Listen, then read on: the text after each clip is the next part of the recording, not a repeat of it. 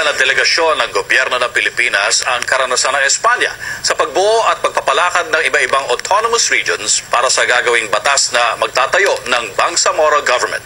May report si Dan Juanyo. Dumaan sa workshops at bumisita sa iba-ibang ahensya ng gobyerno, autonomous government ng rehiyon ng Galicia, Constitutional Court at ang Ombudsman ng Espanya, ang delegasyon ng Pilipinas na nag-aaral sa karanasan ng Espanya sa pagpapatakbo ng autonomous governments.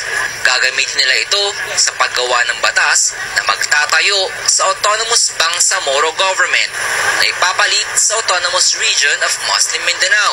Different stages that they went through to achieve this level of shared governance between the regional government, the national government, and the resources given to them. We were really amazed that we would like to copy some of these best practices. Suportado ng Spanish Foreign Aid, Agencia Española de Cooperación Internacional para el Desarrollo, ang delegasyon ni Senador Coco Pimentel at Pia Cayetano, siyam na kongresista at mga kinatawan ng Office of the Presidential Affairs on the peace process. I'm very happy to receive these Filipinos that came from the Congress and from the advisors of the President. We have experience here in Spain about the autonomies, about especially also in Catalonia.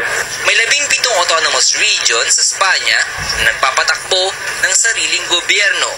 Meron itong sariling pulisya, korte at hiwalay na representasyon at trade at cultural offices sa ibang bansa. They hope to induce an increase in the development, in the growth, not only of the Bangsamoro region but the entire Mindanao, so that it can contribute to the development of the country. Dagdag pa ni Lorena, may ilang negatibong epekto man ang pagkakaroon ng autonomous communities. Meron din itong dalang oportunidad para sa tunay na pag-asenso ng mamamayan. Para sa Balitang Europe, Daniel Infante Tuaño, Barcelona, Spain.